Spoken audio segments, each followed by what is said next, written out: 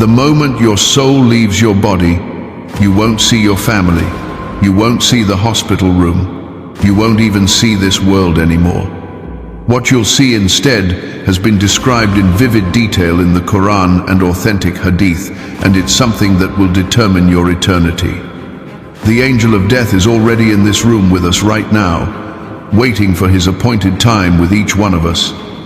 And what happens in those final moments is more terrifying and more hopeful than anything you've ever imagined. Before we go deeper into this journey, I want to ask you something. Where are you watching this video from right now?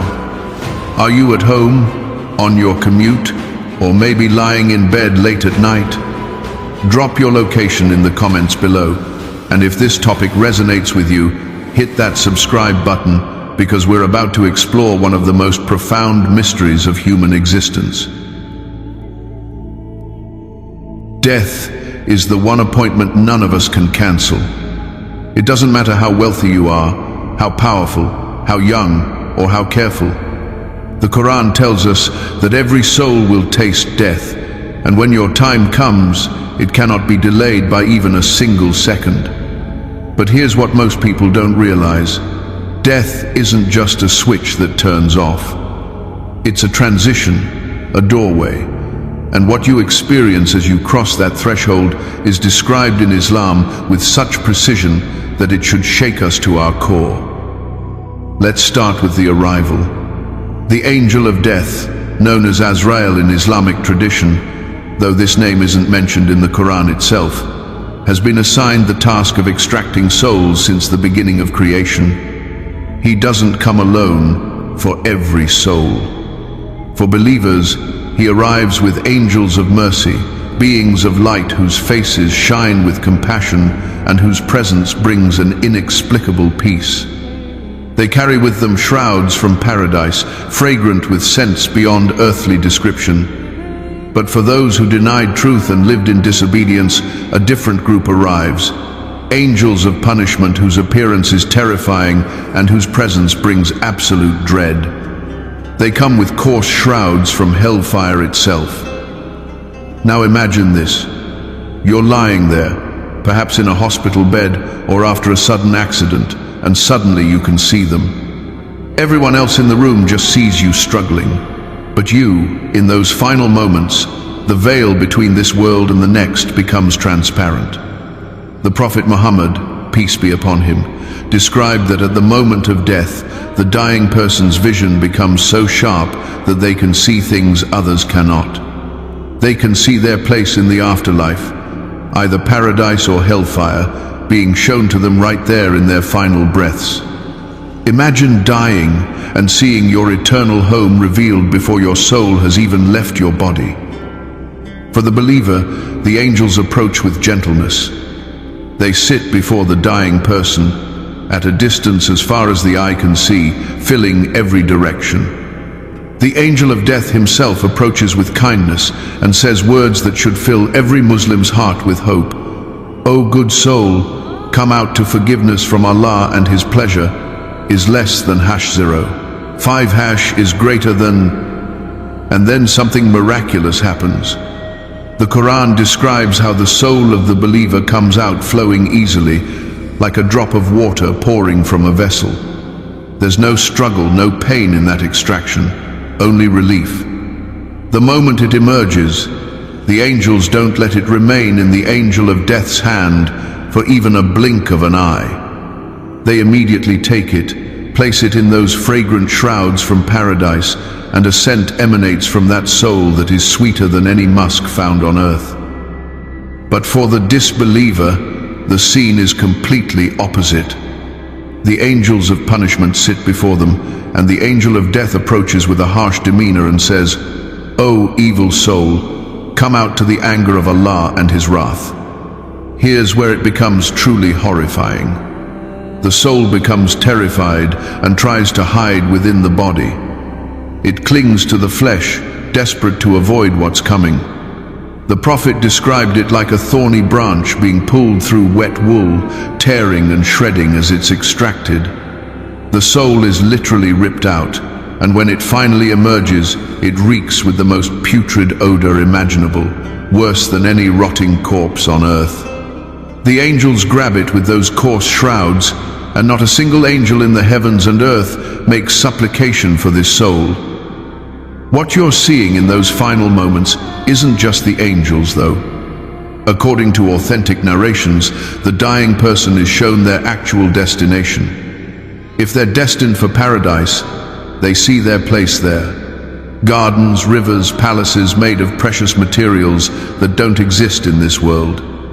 They see the rewards awaiting them, and suddenly, despite being in the throes of death, they feel eager.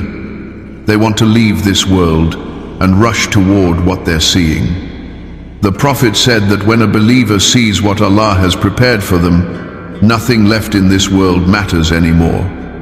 They could be surrounded by loved ones weeping, but all they want is to reach what's been shown to them. On the other hand, if someone is destined for hellfire, they see it too. They see the flames, the torment, the absolute horror of what awaits them, and they become desperate to go back. They want more time, they want to undo everything, they want to live differently, but the Quran is explicit: there is no return. Until when death comes to one of them, he says, "My Lord, send me back that I might do righteousness in that which I left behind." But the response is absolute: no. It is only a word he is saying, and behind them is a barrier until the day they are resurrected. That barrier, called the Barzakh, is impenetrable. Once you cross it, there's no coming back, no second chances, no redos. Let's talk about what you actually feel physically during this process. People often describe the death rattle, the difficult breathing, the body shutting down system by system, but there's something else happening that nobody around you can see. Islamic scholars describe the soul's journey through the body as it's being extracted. It moves through your limbs, gathering itself until it reaches the throat. The Quran mentions this moment specifically, when the soul reaches the throat. This is why dying people often seem to be choking or gasping, their eyes wide with something that looks like fear or awe. They're not just losing oxygen, their soul is literally at the threshold, at the throat, about to depart forever. At this exact moment, something else happens that most people never consider. Satan makes his final attempt. For your entire life, he's been your enemy, whispering doubts, encouraging sins, trying to lead you astray. But at the moment of death, he knows this is his last chance. The Prophet Muhammad warned us that Satan appears to the dying person and tries desperately to make them die upon disbelief or doubt. For believers, he'll try to plant doubts about God's mercy or about their faith. For disbelievers, he'll try to keep them in their disbelief, convincing them it's too late to turn back or that there's nothing beyond this life. This is why the Prophet taught specific prayers and supplications to be said for and by the dying, to protect them in this vulnerable moment. Now here's something that should terrify and motivate us at the same time. The way you live determines what you see and experience at death. This isn't random, and it isn't based on your last second thoughts alone. The Quran tells us that we'll die in the state we lived. If you lived heedless of Allah, chances are you'll die heedless. If you lived in obedience, striving despite your sins, there's hope you'll die upon that. The Prophet said, "Actions are judged by their endings." This doesn't mean your whole life doesn't matter. It means your life's trajectory determines your ending. Someone who spent decades in sin but genuinely repented and changed could die upon faith. Someone who prayed for years but died while committing a major sin out of heedlessness could be in danger. Let's get even more specific about what the angels look like, because this isn't vague spiritual symbolism. Islamic sources describe these beings in detail. Angels of mercy have faces that literally glow with light. Their presence alone brings tranquility to the heart of the believer, and they're dressed in white that's brighter than anything in this world. When they speak, their voices are gentle and reassuring. They crowd around the believer, competing for the honor of taking the soul upward. Compare this to the angels of punishment. Their faces are dark, harsh.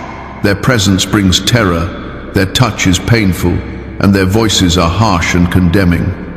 They're described as being as numerous as one can see in every direction, all there to witness and participate in the soul's extraction, none of them offering any comfort or mercy. After the soul is extracted, something immediate happens before you're even buried. The angels ascend with your soul through the heavens.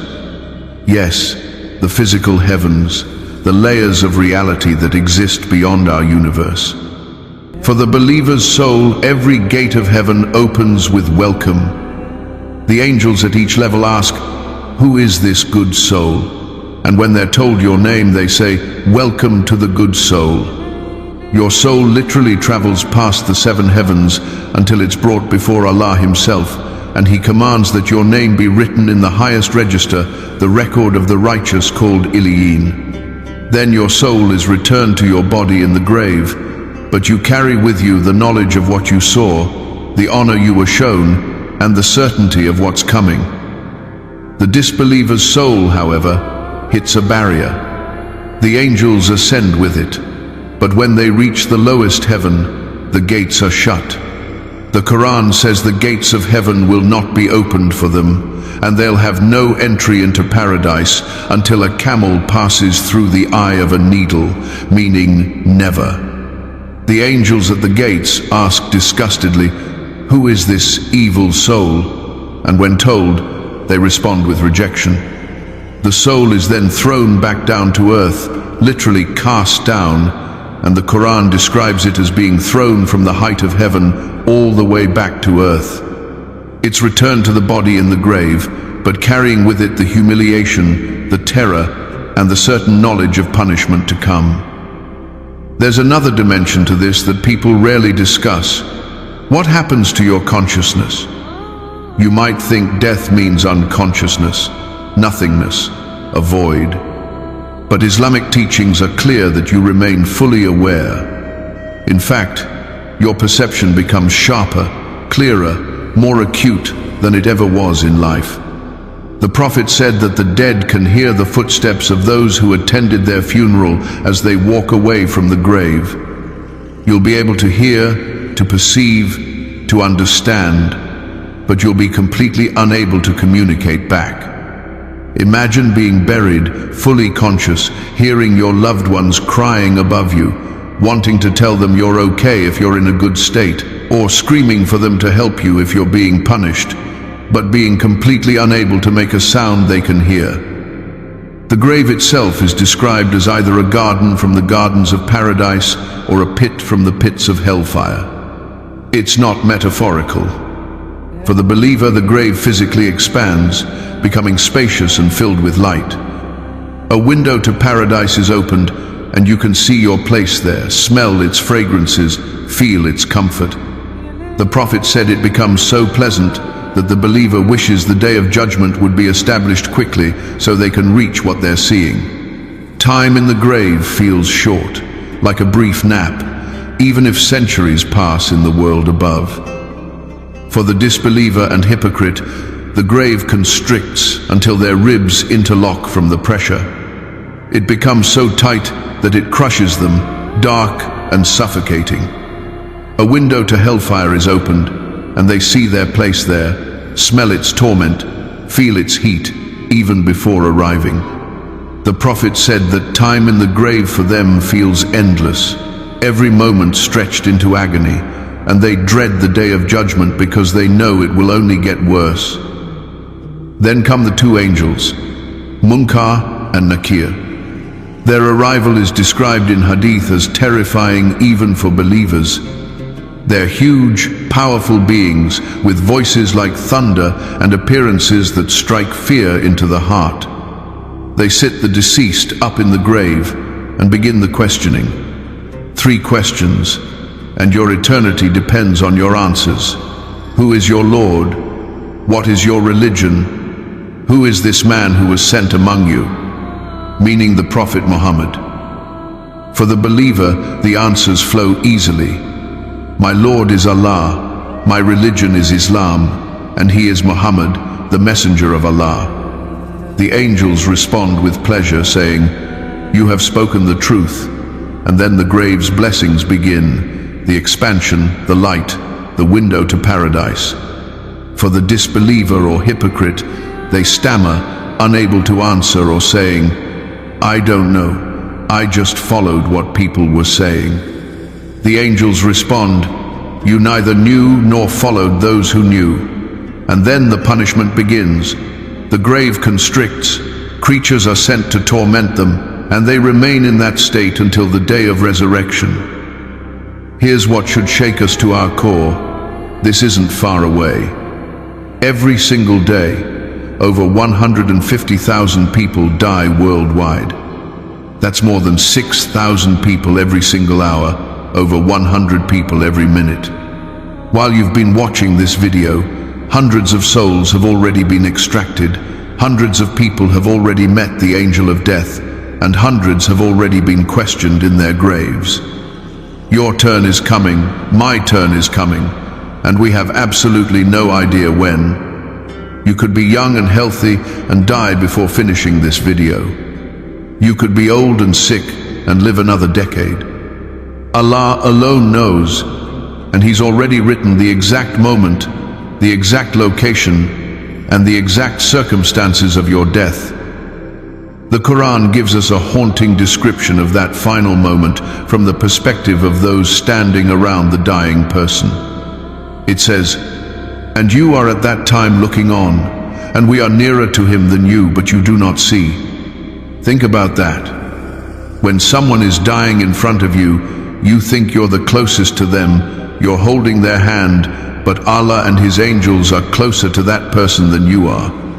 They're in a reality you can't perceive, experiencing things you can't imagine, and there's nothing you can do except pray for them. So what can we do now, while we're still alive, while our souls are still in our bodies and we still have time? First, we need to remember death constantly. The Prophet called it the destroyer of pleasures, not because we should be miserable, but because remembering death puts everything in perspective.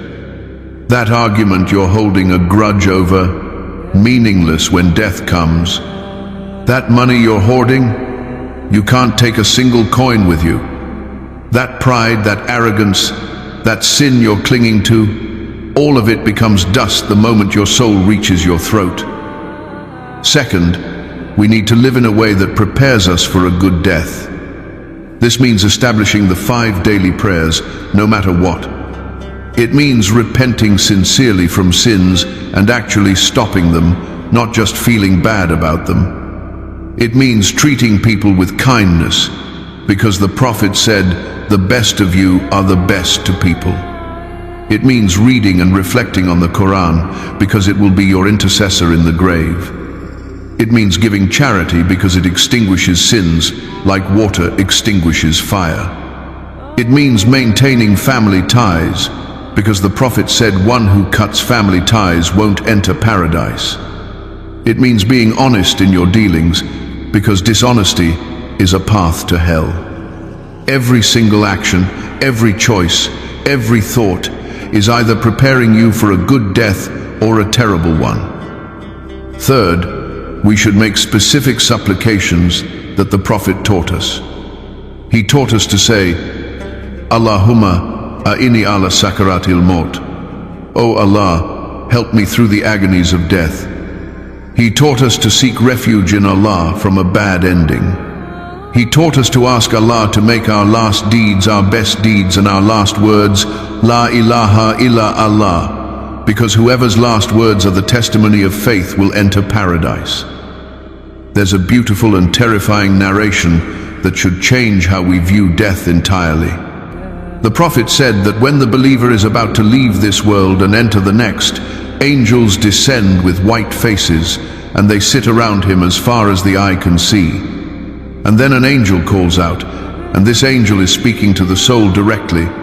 O tranquil soul, return to your Lord, well-pleased and well-pleasing. Enter among my servants, and enter my paradise. Imagine hearing those words, enter among my servants. You're being invited directly by Allah to be counted among His righteous servants. Enter my paradise. Not just paradise, but His paradise, with a possessive that indicates honor and closeness. Every single day we should ask ourselves, if the angel of death arrived right now, this very moment, what would I see? Would I see angels of mercy or angels of punishment? Would my soul come out easily or be ripped out in agony? Would I smell the fragrances of paradise or the stench of hellfire? Would I be shown gardens or flames? Would the gates of heaven open for me or slam shut? Would my grave be a garden or a pit? Would I answer the angel's questions with certainty or stumble in confusion? The reality is that death is the great equalizer, but it's also the great separator. In this world, believers and disbelievers live side by side, often with disbelievers having more wealth, power, and worldly success. But at death, the separation begins and it never ends. The believer's soul ascends while the disbeliever's is cast down. The believer's grave becomes paradise while the disbeliever's becomes hell. On the day of judgment, the believer will be on the right while the disbeliever will be on the left. In the afterlife, the believer enters eternal bliss while the disbeliever enters eternal torment. And here's the truly terrifying part.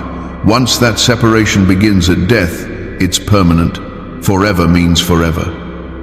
The last thing you'll see before you die, according to the Quran and authentic teachings, is your reality laid bare before you, all pretenses stripped away, all delusions shattered, and the absolute truth of your eternal destination revealed. You'll see whether your life was worth it, whether your choices led you toward light or toward darkness, whether you built a bridge to paradise or dug a tunnel to hellfire. And you'll see it with a clarity that makes everything you experienced in this life seem like a dim shadow in comparison. So let me ask you something as we conclude. When was the last time you thought seriously about your death? Not in a morbid, depressing way, but in the way the righteous predecessors did. Those who made every decision with the awareness that they could be meeting Allah at any moment. They lived with urgency because they understood that every breath could be their last, every prayer could be their final one, every good deed could be what tips the scales in their favor, and every sin could be what condemns them. We've become so distracted, so absorbed in this temporary life, that we've forgotten the permanent life that's coming. We stress about careers, relationships, wealth, reputation, as if we're going to live forever, as if death is something that happens to other people, as if we have unlimited time to fix ourselves later. But the Prophet warned us about this delusion. He said that if we truly understood and internalized the reality of death and what comes after, we would laugh little and weep much. We would struggle to enjoy food, sleep, or entertainment because the weight of what's coming would be constantly on our minds. This doesn't mean Islam wants us to be joyless, but it means we should have balance, perspective, and priority. Enjoy this life, but never forget it's temporary.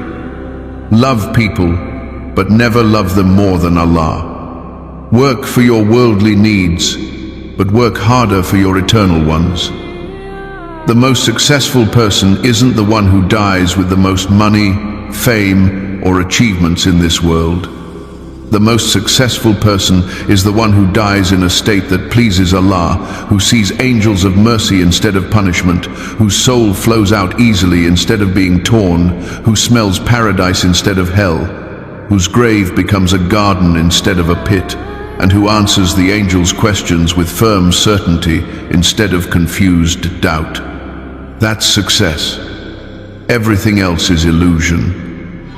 Right now, at this very moment, make a decision.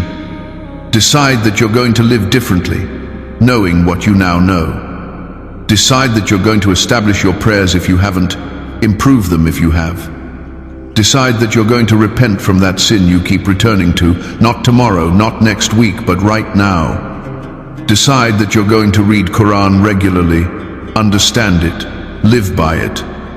Decide that you're going to treat people better, give more charity, honor your parents, maintain family ties, speak truth, avoid backbiting and gossip. Decide that you're going to prepare for death like it's coming tomorrow, because it very well might be. Remember, the angel of death has a list with your name on it. He's extracted millions of souls before yours and will extract millions after, but when your turn comes, nothing else will matter except what you did with the time you had. Don't let this video be just another piece of content you watched and forgot. Let it be the moment you woke up, the moment you changed, the moment you decided that dying in a state pleasing to Allah is the only goal worth pursuing. Because when your soul reaches your throat and you see what I've described to you today, you'll either thank Allah that you prepared for this moment, or you'll drown in regret that you didn't. And at that point, there's no going back, no second chances, no redos, only the reality you built for yourself, one choice at a time throughout your life. May Allah grant us all a good ending. May He make our last deeds our best deeds.